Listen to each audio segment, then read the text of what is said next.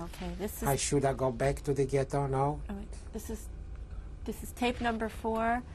I'm interviewing Julian Mysels, and this is tape number 4. Well, we are in Switzerland, and I still recollect the time in the concentration camp. And I remember my mother and all the rest of my family. I don't know where their grave is. I don't know where they were murdered. I don't know what happened to them. It haunts me till today. I don't know what where she was killed and by what means. And that will haunt me forever. Well, coming back to Switzerland, I got sick in the first weeks in Switzerland. I was transported to Canton Zug to a hospital. It was pleuritis I had. I never forget, I was in a hospital there were all nuns, and I was a little forlorn there, and then came a doctor and he says, "Julian, I'm Jewish. I'm going to take care of you right now." And he says, "You have to extract the water out of your lungs." And I never forget, he had a big needle. He said, "Julian, don't worry, you wouldn't hurt." And he didn't. And there I saw the water coming out from a tube right in the bucket. And almost half a bucket of water. I says, "My God, where did the water come from?" He says, "Yes, in your lungs. You were sick, and you still are." And after he pumped out all the water of my lungs, he says, "Julian, you have to go to recuperate to Davos in Switzerland. This is a sanatorium." And I did. I was accompanied to a sanatorium in Davos, which is a resort in Switzerland. Were there other Jewish people there? There were a few of prisoners there, and we were put in a sanatorium. It was other people, but there were a few of ex-prisoners there. And we were visited by the Jewish community of Davos, and we stayed there for a little while. I would say it was maybe 5 months. And the doctor there was a very nice man, Dr. Bauer. After 6 months, he said, "Julian, you're okay, and you'll be able to go other places in Switzerland, whatever you decide with the Jewish committee there in Davos." And we did, and with the Red Cross, because basically the Red Cross was the one that was helping us in Switzerland. My next stop from Davos was Geneva, and we stayed in a little student house near Geneva in a small village called Preny. And that particular time we started to go to school, to be normal human beings again. Which organization was helping you at that time? At that time, there was the OSE and also the UNRWA. There were few organizations, and the ORT organization were helping us at that particular time. I went to school there and learned different things to be able to cope with their life in the future. I didn't know where I would be immigrating, but it was in our minds, of course, that we would like to immigrate out of Switzerland, because Switzerland was very nice to us, but we were informed that they would not keep us forever. Of course, my first choice was to go to Israel. But it was very difficult. I didn't have many friends. Israel was just a new state. It was created, I think, in 1948. And I wasn't sure. I didn't have anybody in Israel. And I was waiting for somebody to advise me or to let me know what to do. Evidently I had family in the United States, and they, by some chance, found my name on the lists that were distributed around the world. And soon after, a few correspondence with some of my family, cousins, and I was promised and given eventually papers to immigrate to the United States. So when did you arrive here? I arrived in the United States in 1948. I came to the United States.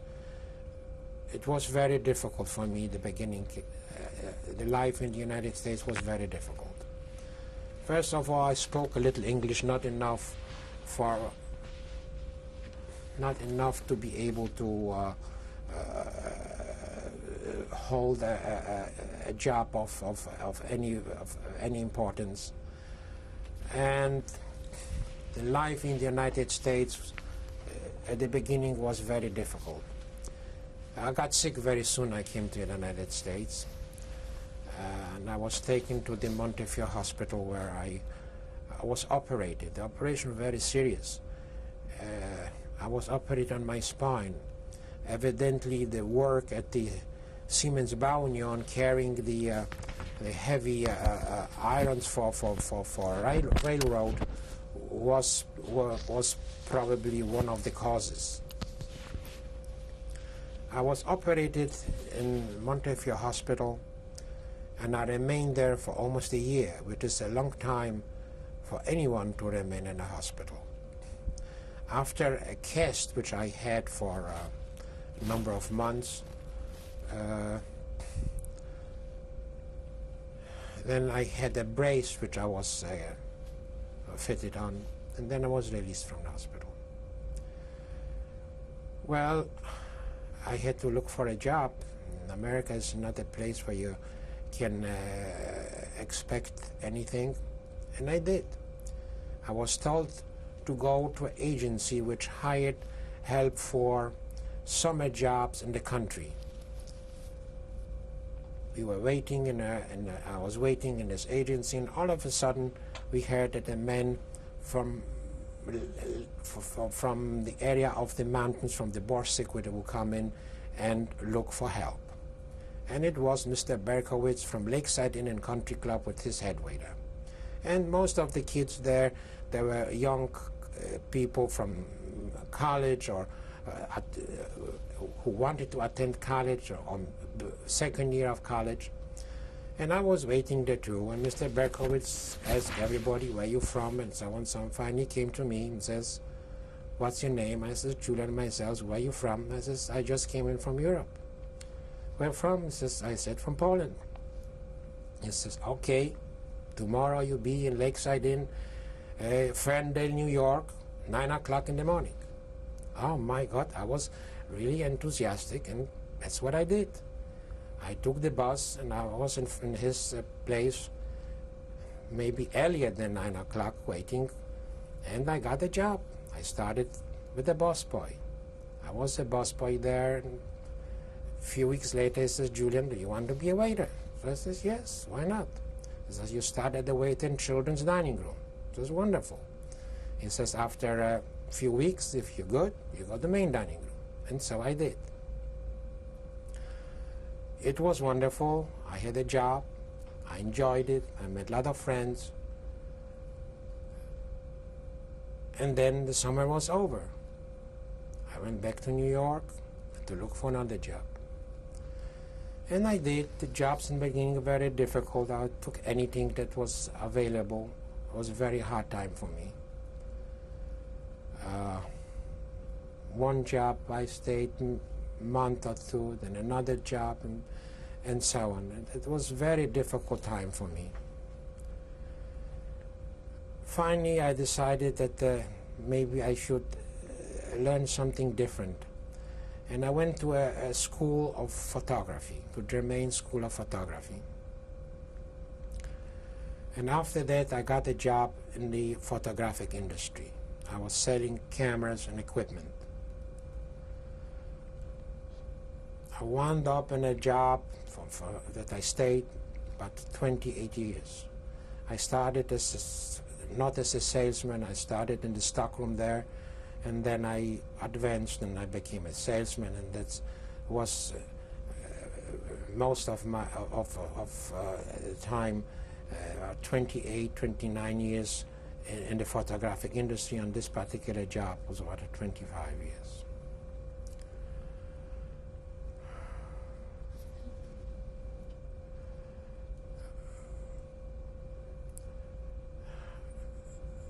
And when did The you... memories of the Holocaust didn't disappear. I couldn't exercise them, and I always came back my thoughts to the Holocaust of my mother and what happened. And I attended City of New York University graduate courses. I took the studies, the Holocaust studies, which I took for more than 10 years. I learned a lot about other people and other countries, how they suffered and what happened and how it happened and how they suffered. And the end is just still is a metaphor to all of us, how it could happen, how people, intelligent people with culture, could stoop so low to follow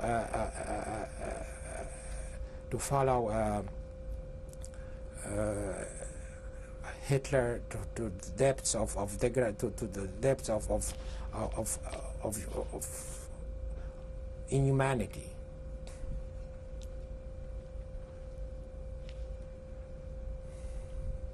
Can I read something? That would be fine.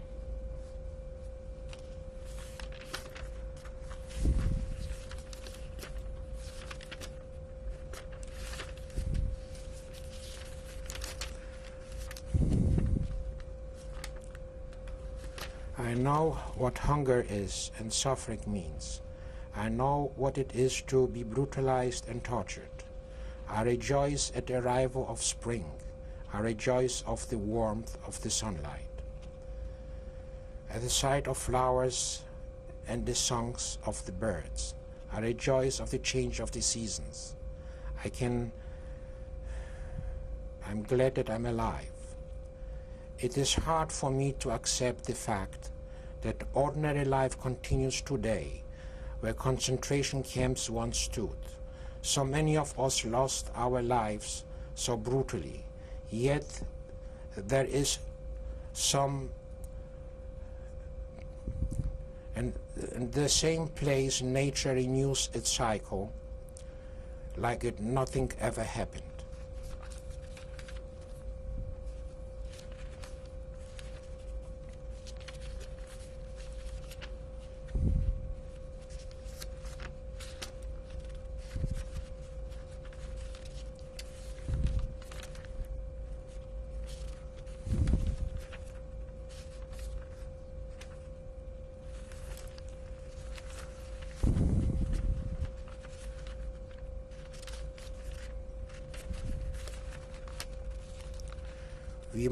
We must not forget, and we can't let the world forget. Not today, not tomorrow, not ever.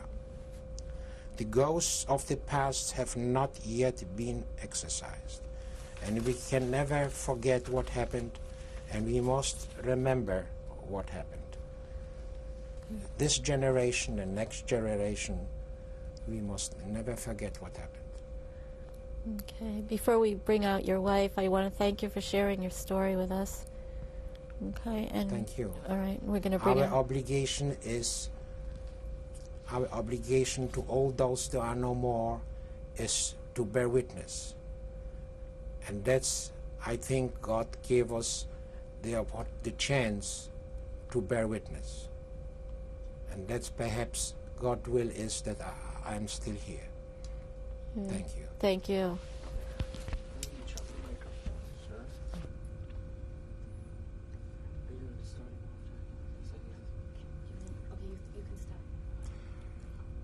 This is Bella. I met her and she became my wife.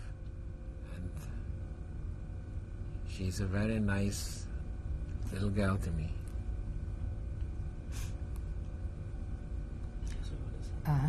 This is just some thoughts of Julian. I've heard Julian cry out in the night very often, and I tried to calm him, sometimes without success. When Julian mentions his mother or sees her picture, he invariably cries. What do they do to my mother? Where is she? Where is she buried? Julian expresses his opinions strongly and clearly. I've heard some of his viewpoints. He has been an inspiration to me. He is brave, gutsy, and feisty. Each time I look at his camp number, I cringe at the horrors he must have experienced, and I know that I personally could not have survived these brutal circumstances. I know that for sure. He is a miracle of survival. God watched over him and brought us together. Julian loves the daylight and dislikes being indoors. I know it must go back to his remembrances of life in the dark, dank camps, those dungeons of devilry. The unforgivable horror of the Holocaust should make those of us who want to remember how aware we all should be of what transpired and never, never to forget. Just one more thing, and thank you for bearing with me. I helped Julian with his memoirs by typing the manuscript because I share his feelings that the obligation to bear witness must be fulfilled. Thanks. Okay, tell us. Okay, check your room.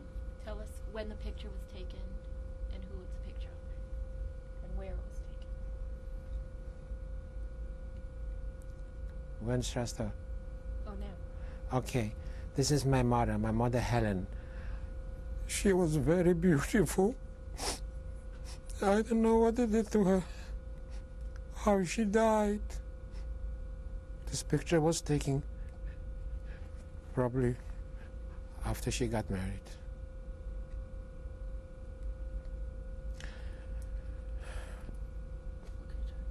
Okay. Okay? Yes. Okay, this is my father. He probably in this time when he married my mother in Krakow. He was a sharp guy, a good father. He loved me. Do you have any idea when this picture might have been, when it was taken or where? It was taken in Krakow, probably in a photo salon, which they had quite a few in Krakow. Probably after the wedding, or maybe a few years after they got married. He seems young here. You can begin, please. Okay, this is also my mom, my mother. When she was young, probably when she got married, what happened to her, what they did to her. She was beautiful. This is the outfit that they wear at the times. Must have been maybe 1920, maybe.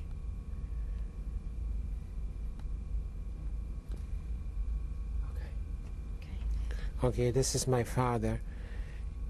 He was very good to us. Was a good businessman. He was charitable. He was good to all of us. I love. This is my father and me walking probably from his office, from a business home. In the background you can see a Polish officer. It was a nice, beautiful day in Krakow.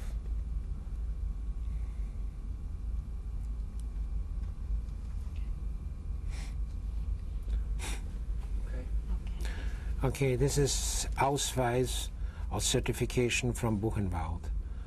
It says here that I was incarcerated from this is about 1942 to 1945.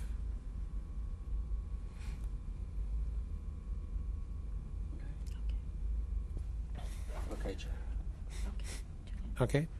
Okay, this picture was taken right after the liberation, perhaps a few days or maybe a week after the liberation. I was at that time there and a guide in a sense because I spoke a little English, which I learned at home, and I could communicate with the American soldiers, the liberators. And here are examples of experiments that were done in Buchenwald. Ilse Koch and others did experiments on human beings, and this is one of them. Okay, go ahead. Okay, this is a lampshade that was made out of human skin on us, on the prisoners. There was a barrack there with only for experiments, and they did the most outrageous things. They made belts and everything that from human skin, and these are some of the examples. Buckles. Okay.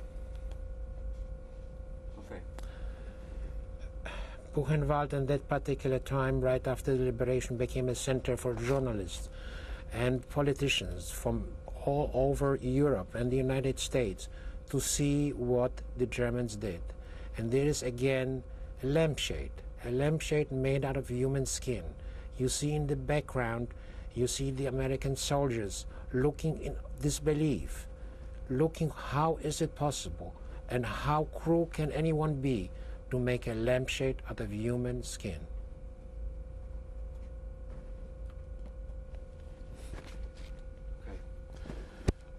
Also, this picture was also taken days after the liberations. And as you can see, there are sacks and bodies put in them.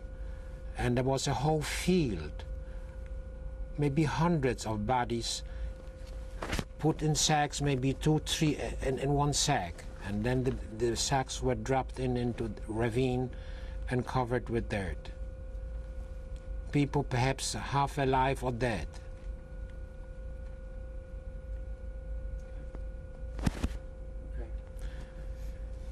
This picture also, this photograph was also taken days after the liberation. As we all know, there were hundreds and hundreds of piles of the dead bodies, many of them half alive. They were transported out of the camp or brought into the area of the crematorium. The face is still here. If you look closely to some of the faces, they seem to be alive, but probably they are dead from starvation. No shooting was performed on these people. They just starved from long time not eating and brutality. Okay, go ahead. Okay. At the end of, in 1940, in the end of 45, or rather in the spring of 1945, people were dying like enormously. They couldn't just. These are the bodies of many of us that died from hunger, malnutrition, long standing in front of the roll calls, and there were many of those trucks full of bodies, lines of them. Okay, this is taken also days after the liberation. As you can see here, that civilians, German civilians, which came to the camp or brought into the camp to bury the dead. And this was also right after the liberation.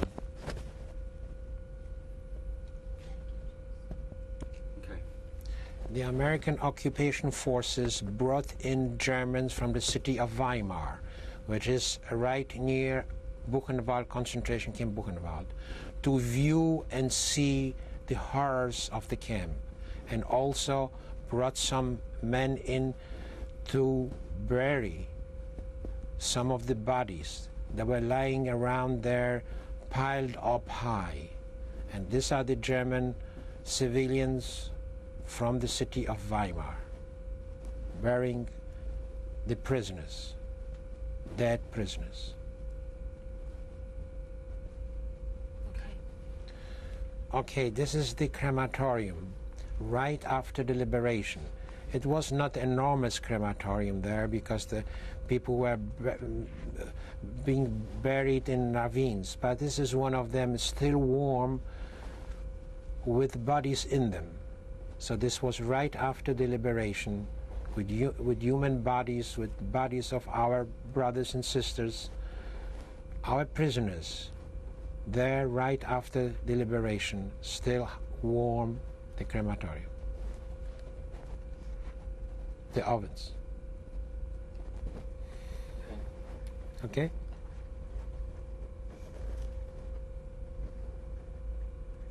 What's this picture?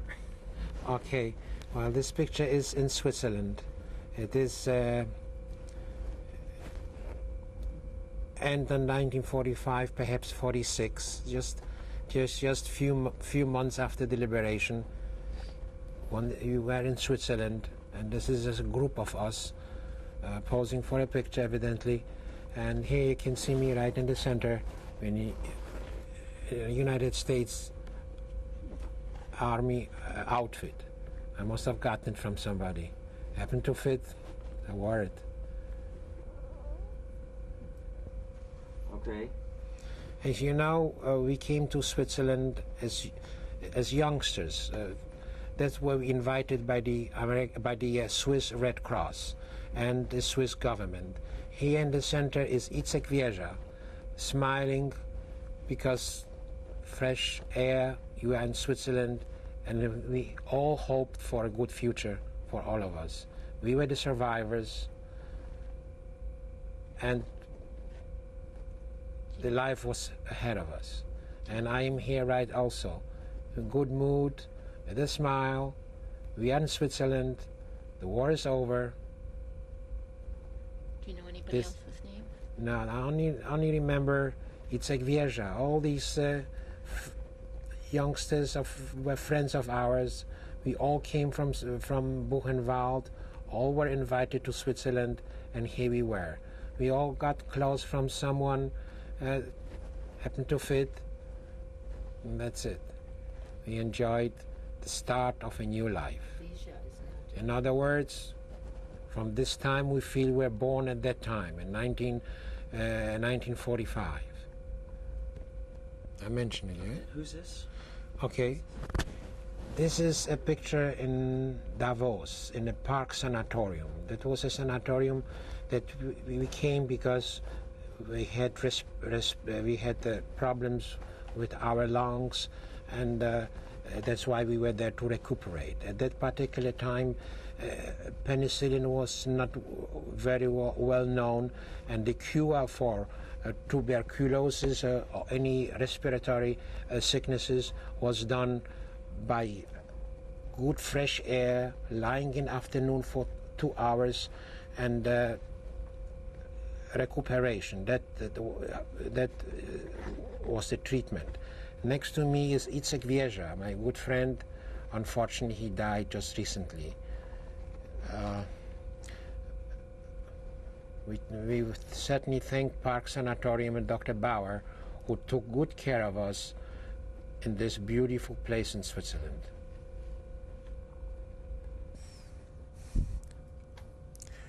My number here is B682, 682. And this number was tattooed in my hand when I arrived in Auschwitz. Evidently, at that particular time, that was a sign that I was going to work. In what year? But it was year 1943.